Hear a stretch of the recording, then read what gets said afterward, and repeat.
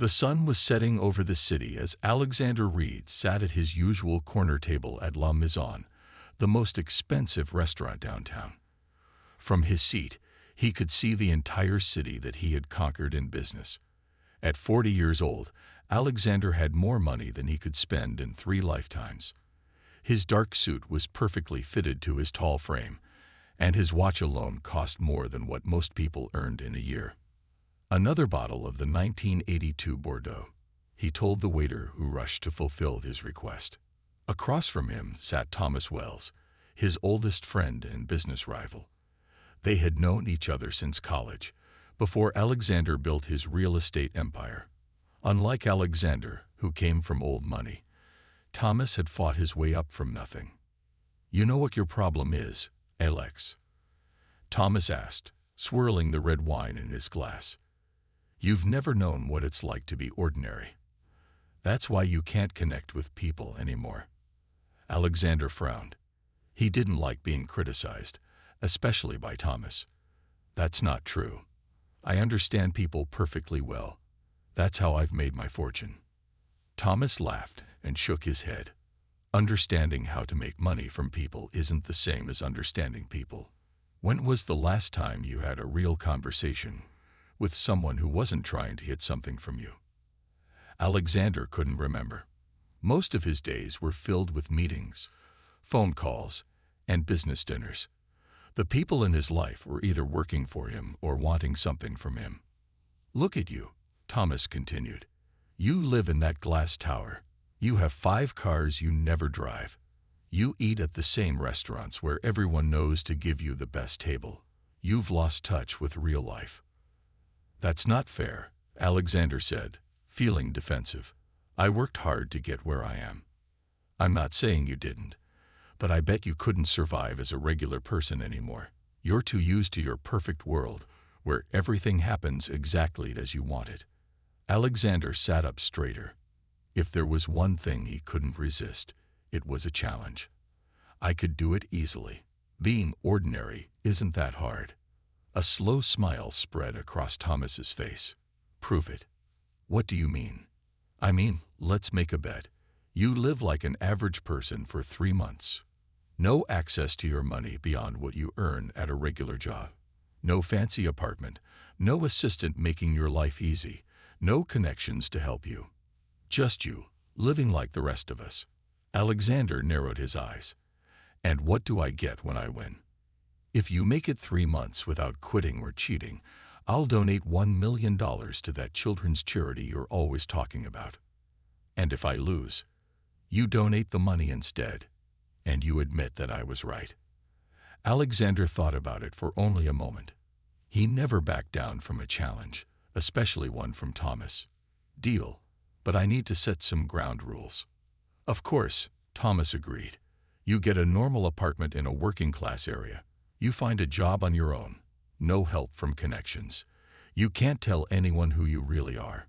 And you can only start with the basics, some simple clothes, enough money for 2 weeks' rent, and basic necessities. And how will you know I'm not cheating?" Thomas grinned. "I have my ways. Plus, I know you.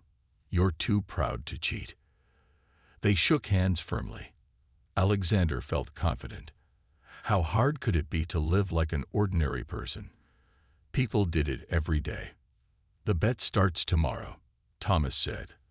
"I hope you're ready to see how the other half lives." Little did Alexander know that this bet would change everything he thought he knew about himself and what really matters in life. The next morning came too quickly. Alexander woke up in his king-sized bed for the last time and looked around his penthouse apartment.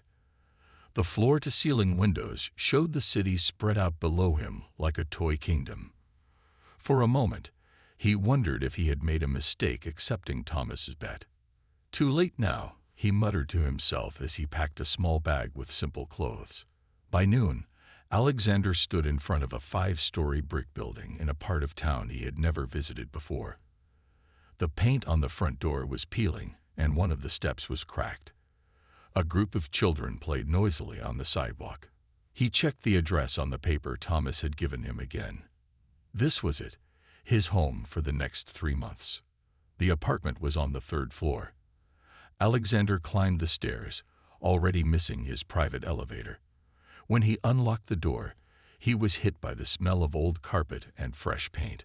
The whole place was smaller than his master bathroom at home. "Well, this is cozy," he said to the empty room.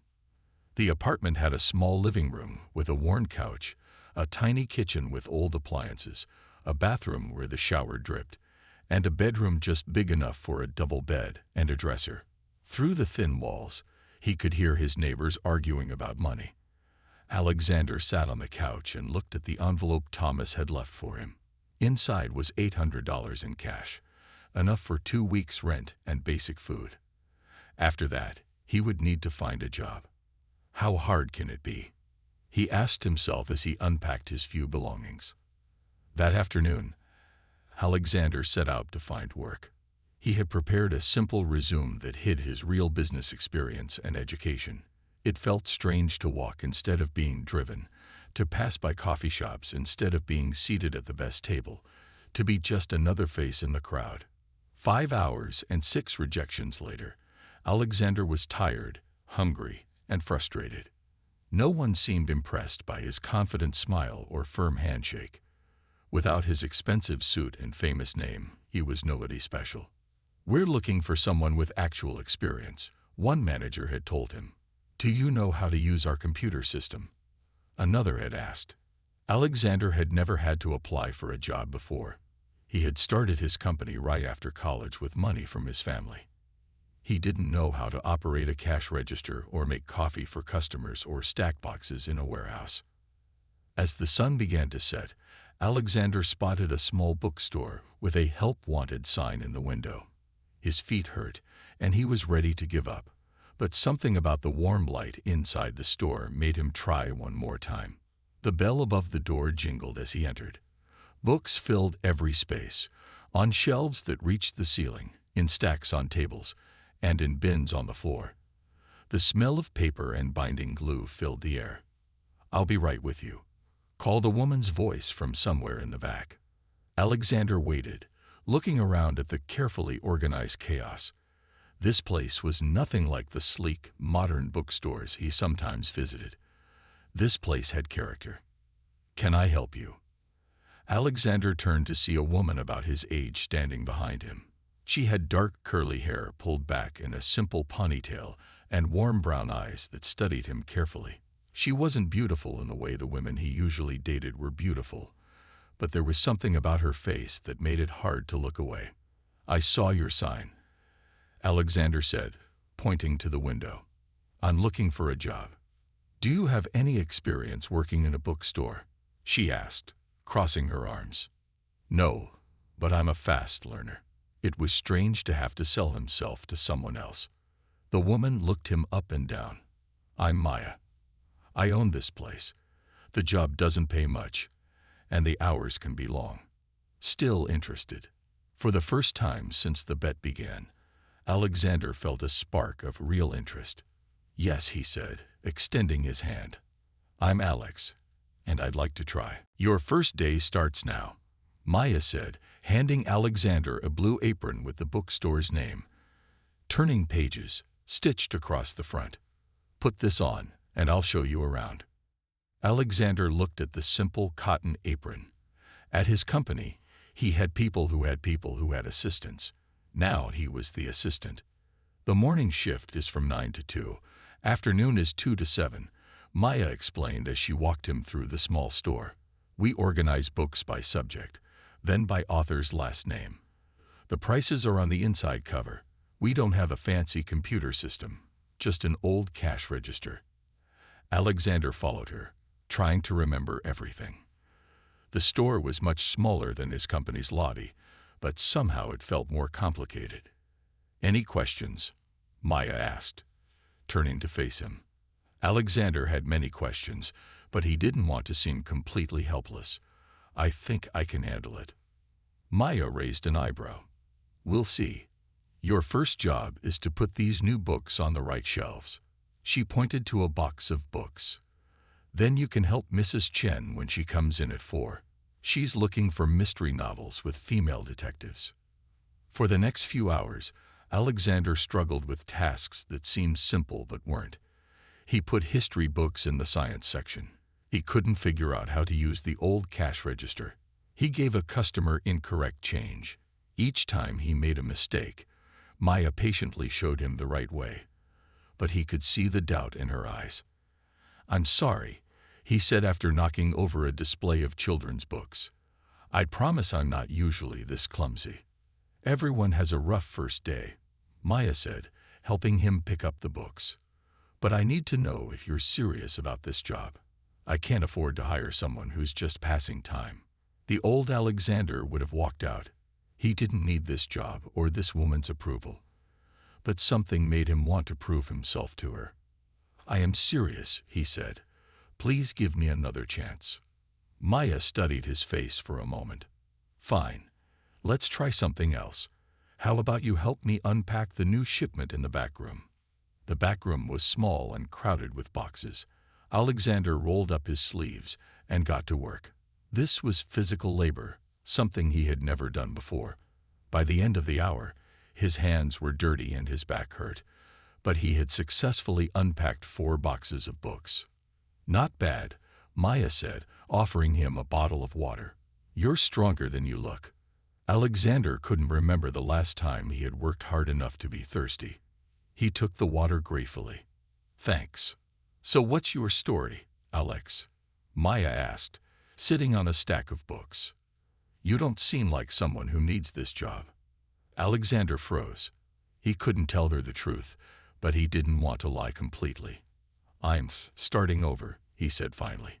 "My old life wasn't working for me anymore." Maya nodded slowly. "I know something about starting over." She stood up and brushed dust from her jeans.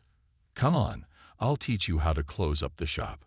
As they worked together to count the day's money and lock the doors, Alexander found himself watching Maya. She moved with purpose and confidence in this small world she had created. In his world of business meetings and million-dollar deals, he had never needed to know how to do simple things like sweep a floor or talk to regular customers. "Same time tomorrow?" Maya asked as they stood outside the shop. "I'll be here," Alexander promised. Walking back to his small apartment, Alexander felt something he hadn't expected: pride. He had made it through his first day of real work.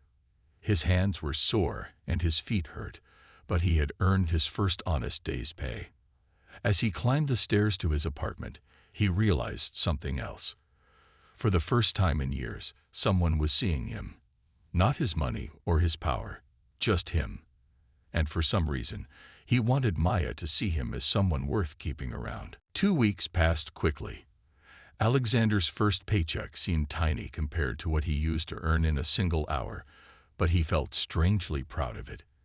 He had earned every dollar by carrying boxes, helping customers, and staying late to clean the store. One rainy Tuesday morning, Alexander arrived at the bookstore to find Maya struggling with a leaking roof.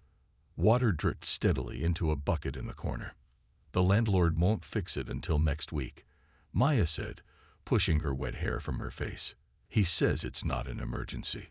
Alexander looked at the growing puddle on the floor. In his old life, he would have called someone to fix it immediately, or better yet, bought the building and fired the landlord. "Let me see if I can help," he offered. Maya looked surprised. "Do you know anything about fixing roofs?" Alexander didn't, but he couldn't just stand there. "I can try." With Maya's directions, Alexander climbed the rickety ladder to examine the leak. The problem was a small hole in the ceiling where the rain was coming through.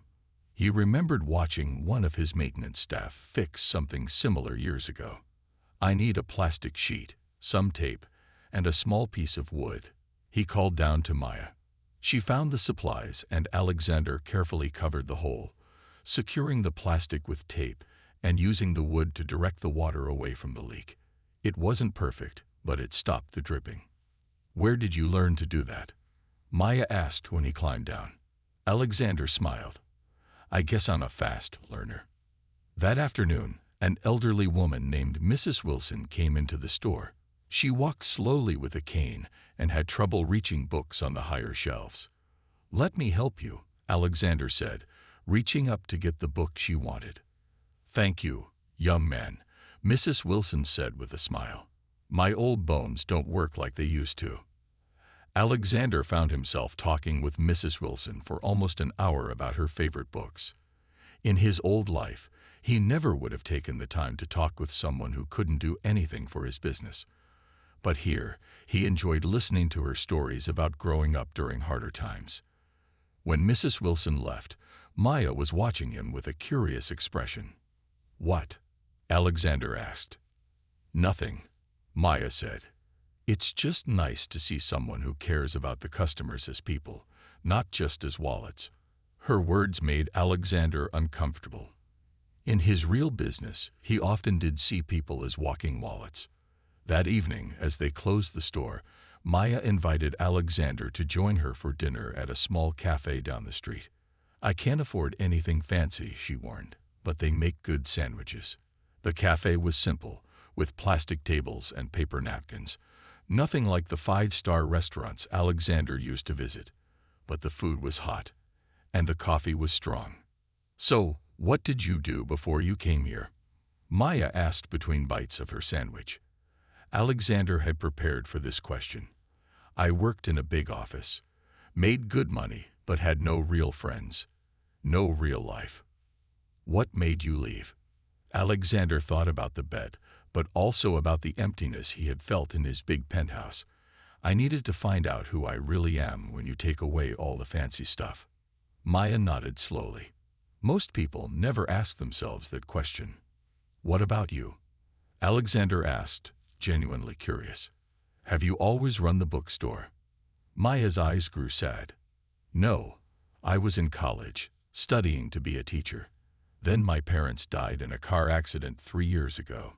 They left me and my little brother Jake. He's 17 now. The bookstore was my mom's dream. I took it over to keep their memory alive and to have flexible hours so I could take care of Jake." Alexander was silent. In his world, problems were solved with money.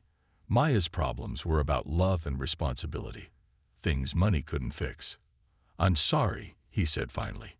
Maya gave him a small smile. Life doesn't always go as planned, but sometimes the unexpected path leads to better places. Walking home in the rain that night, Alexander thought about Maya's words. His unexpected path had led him here, to this simple life he never would have chosen. And for the first time, he wondered if losing the bet might actually mean winning something more important. A month and a half into the bet, Alexander woke up one morning and realized something strange. He was happy. His small apartment no longer felt cramped but cozy. The noisy neighbors didn't bother him anymore. He even knew their names now. Mr. Paddle from upstairs often shared his homemade curry, and Alexander had helped Mrs. Garcia carry her baby stroller up the stairs last week. At work, he had become good with the customers. He remembered their reading tastes and could suggest books they might like. The cash register no longer confused him, and he had organized the messy storage room so well that Maya had actually clapped her hands in surprise.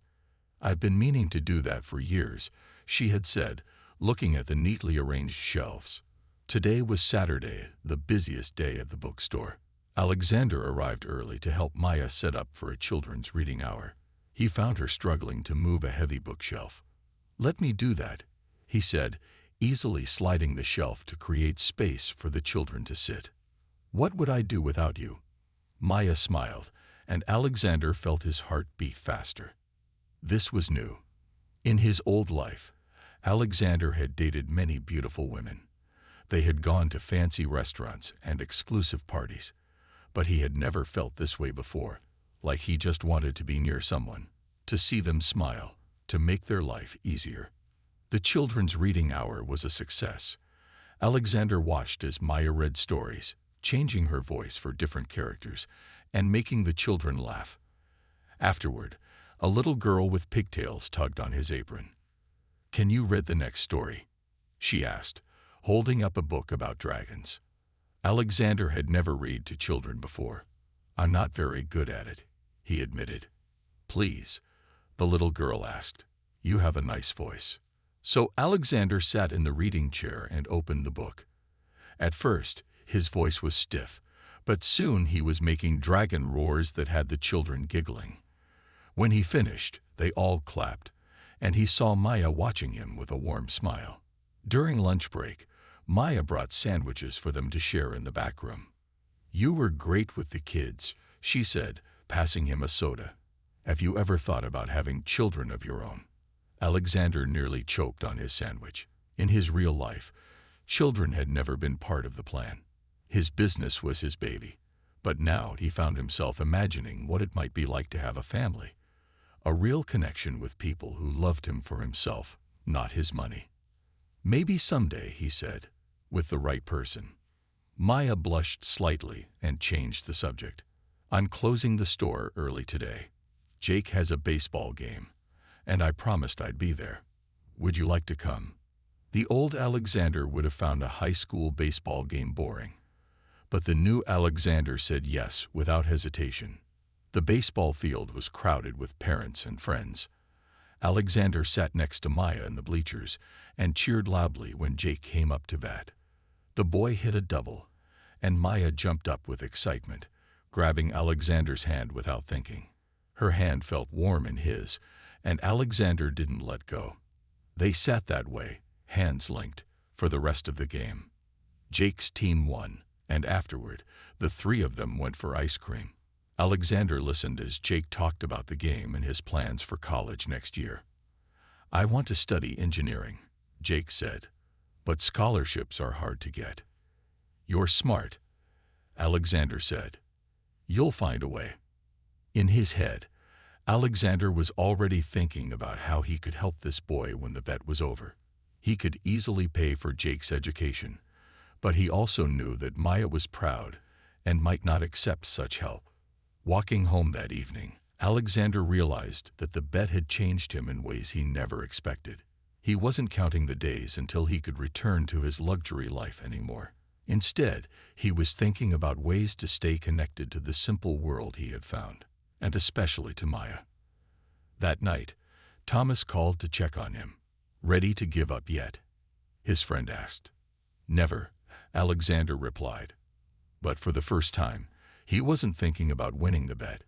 He was thinking about what would happen when it was over, and how he could possibly explain to Maya who he really was. 2 months into the bet, Alexander and Maya had fallen into a comfortable routine.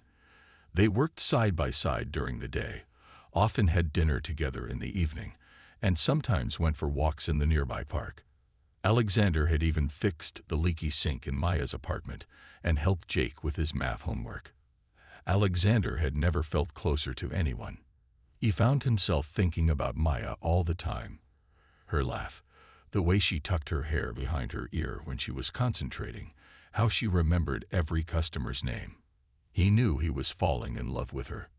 But the end of the bet was coming closer. In just 1 more month, he would have to tell Maya the truth. The thought made his stomach hurt. One Wednesday afternoon, the bookstore was quiet. Rain fell heavily outside, keeping customers away. Maya was sorting through bills at the counter, her face worried. "Is everything okay?" Alexander asked. Maya sighed.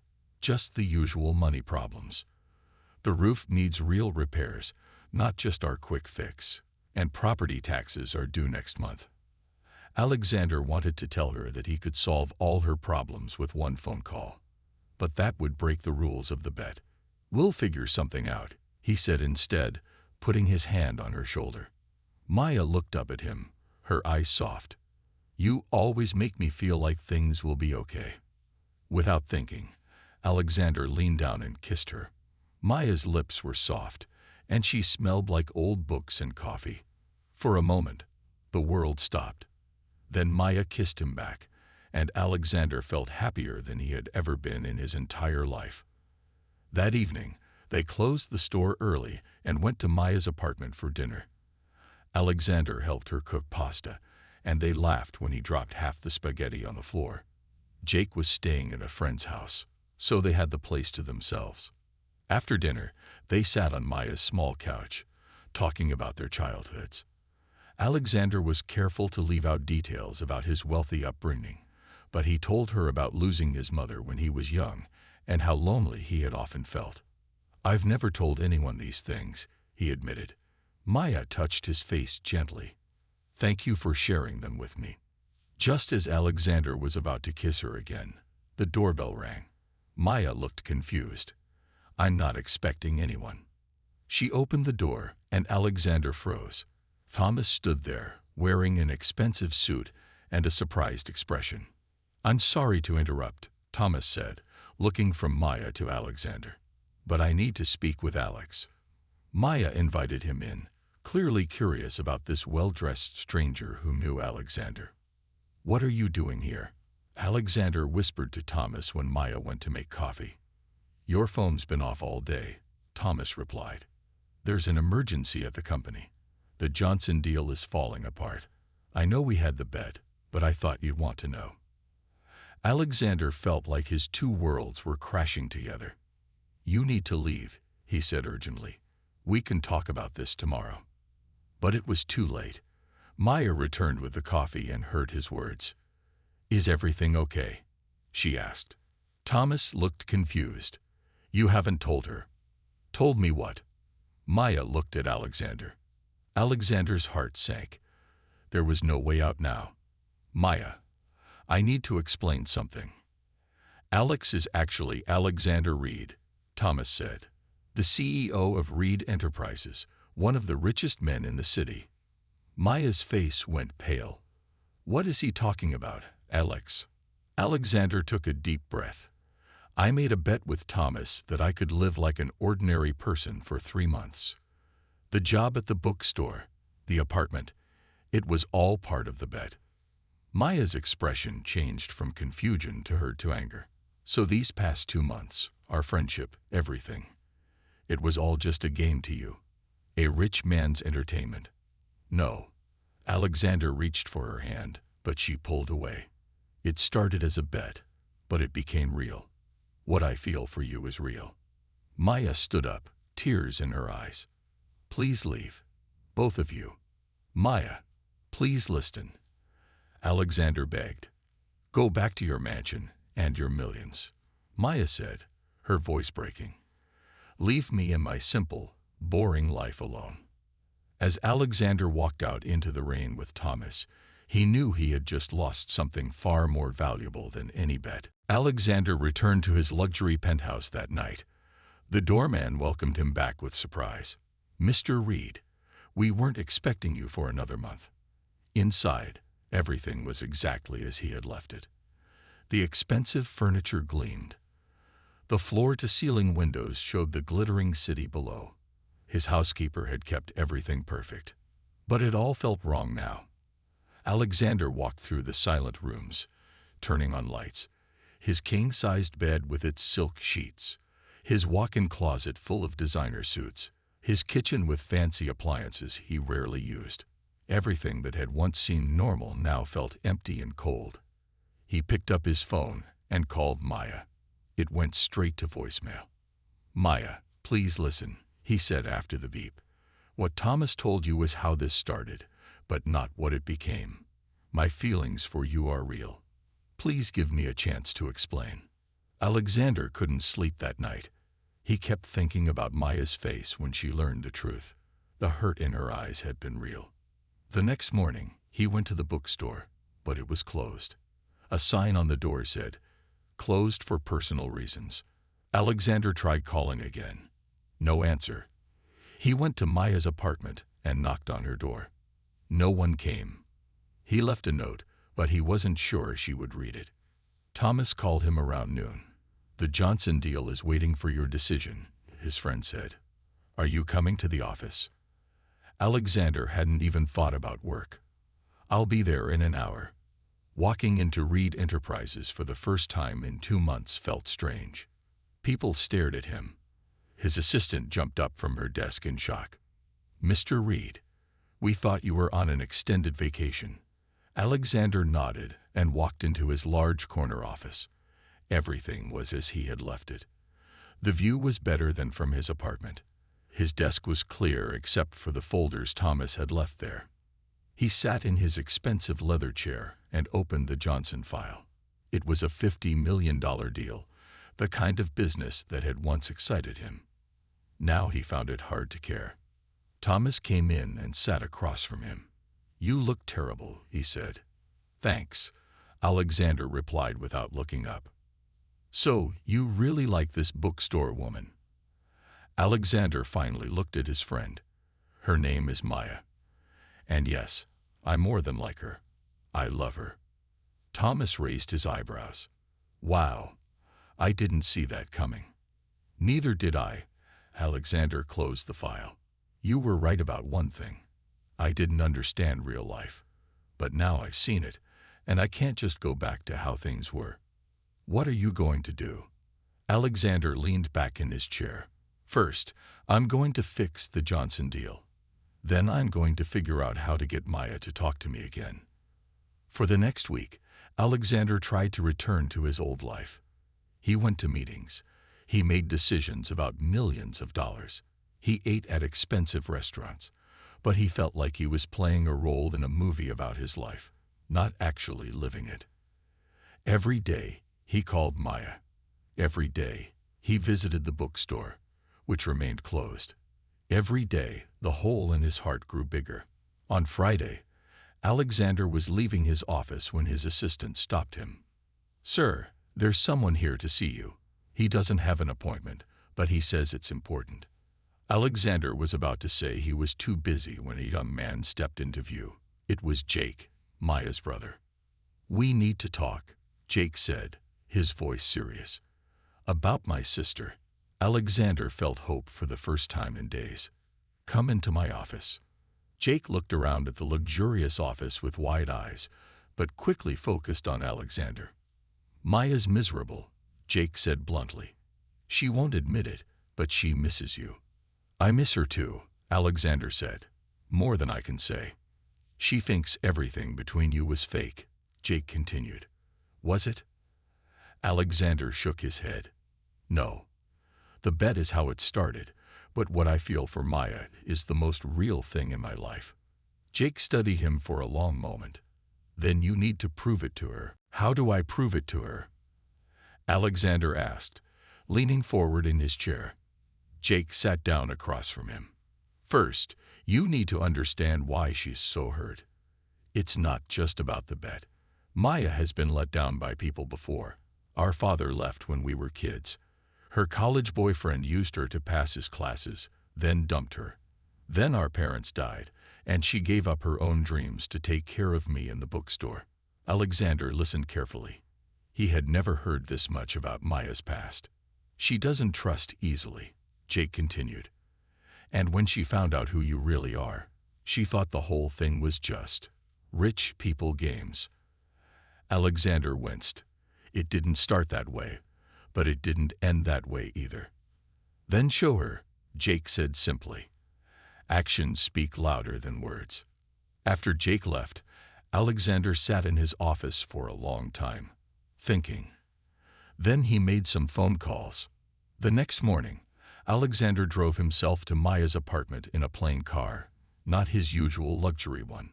He wore jeans and a simple shirt, like he had during the bet. He took a deep breath and knocked on her door. Maya opened it, looking tired. Her eyes widened when she saw him. "Please don't close the door," Alexander said quickly. "I just need 5 minutes." Maya crossed her arms but didn't shut the door. "What do you want, Alexander? Or should I call you Mr. Reed now?" "I want to show you something," he said. "Please, just come with me for an hour. If you still hate me after that, I'll never bother you again." Maya hesitated, then nodded. 1 hour. They drove in silence. Alexander took her to the bookstore. When they arrived, Maya looked confused. "Why are we here?" she asked. "Look inside," Alexander said. Maya unlocked the door and gasped. The bookstore had been transformed. The roof was fixed. Fresh paint covered the walls. New, sturdy bookshelves stood where the old ones had been. The cash register had been replaced with a modern but simple system, and the back room had been turned into a cozy reading area with comfortable chairs and good lighting. "What did you do?" Maya whispered, walking around in shock. I fixed the things that needed fixing, Alexander said. But I didn't change what makes this place special. It's still your bookstore, just with a better roof and no leaks. Maya touched a bookshelf. Why? Because I love you, Alexander said simply. Not as part of a bet or a game. I love the way you care about every customer. I love how you remember what books people like. I love your strength in taking care of Jake and keeping your parents' dream alive. I love who I am when I'm with you. Maya's eyes filled with tears. But you're a millionaire. You live in a different world. Alexander stepped closer. I thought I was happy in that world. Then I met you, and I learned what real happiness feels like. Money can't buy that. What about your company? Your fancy life? I still have my company, Alexander admitted. I can't change who I am, but I've changed what matters to me. And what matters most is you. He handed her an envelope. Inside was a scholarship letter for Jake, a full ride to any college he chose. I know you're proud, Alexander said, but this isn't from me. It's from the Reed Foundation. Jake earned it with his grades and community service. I just made sure his application was seen. Maya stared at the letter, then at Alexander. This is real. As real as my feelings for you, Alexander said. I don't care if I live in a mansion or a small apartment. I just want to be with you. The bet ends next week, but I don't want what we have to end. Ever. He held out his hand. Can we start over? Hi, I'm Alexander Reed. I'm a businessman who fell in love with a bookstore owner. Maya looked at his hand for a long moment. Then she stepped forward, and instead of taking his hand, she hugged him tightly. I missed you, she whispered against his chest.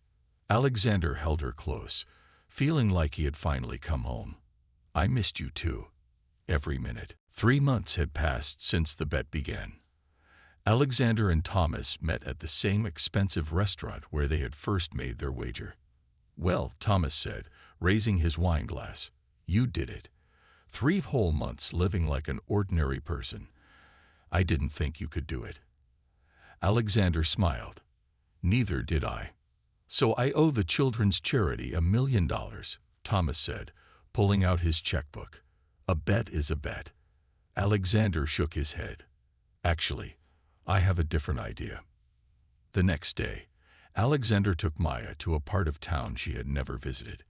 They stopped in front of an old, empty building with large windows. What's this place? Maya asked, looking confused. The future, Alexander replied with a smile. He unlocked the door and led her inside. The space was large and empty, with wooden floors and brick walls. Sunlight streamed through the big windows. I don't understand, Maya said, looking around. Alexander squeezed her hand. Thomas is paying his bet, but instead of giving the money to charity, he's investing it here. This will be the second Turning Pages bookstore. Maya's eyes widened. A second store. If you want it, Alexander said. This neighborhood doesn't have a bookstore, and the local schools need a place where kids can discover books. You always said the best part of your job was helping people find stories they love. Maya walked slowly around the empty space, touching the walls and looking out the windows. There's more, Alexander continued. The building has apartments upstairs. One of them could be ours, if you want to live together, or it could be yours alone, if you need more time. There's no rush. Maya turned to face him. This is a big step. I know, Alexander agreed, but I've learned that life is better when we take big steps with people we love. I don't want to go back to my lonely life in a glass tower. I want to build something real with you. Maya walked back to him. What about your company? I'm still running it, Alexander said. But I've made changes. I'm focusing more on projects that help communities, not just make money. And I've hired people who can handle things so I don't need to work 70 hours a week anymore. So you'd work at the bookstore with me? Maya asked, looking surprised. Alexander laughed. If you'll have me, I've gotten pretty good at organizing the mystery section. Maya smiled, but then grew serious. Alexander, I need to know. Was any part of you relieved when the bet was over? Were you happy to go back to your fancy restaurants and expensive clothes? Alexander thought carefully before answering. The honest truth. Some small parts were nice to have back. Hot water that never runs out. A bed that doesn't hurt my back. He smiled. But those are just things. What I missed, what felt empty without, was you, and Jake, and Mrs. Wilson coming in for her mystery novels, and the kids at story time. He took both her hands in his. I learned that luxury isn't about what you have. It's about who you share your life with. Maya stood on tiptoes and kissed him softly. Then I think we're both very rich people. 6 months later, the new Turning Pages bookstore opened its doors. Alexander and Maya cut the ribbon together, with Jake and Thomas standing nearby.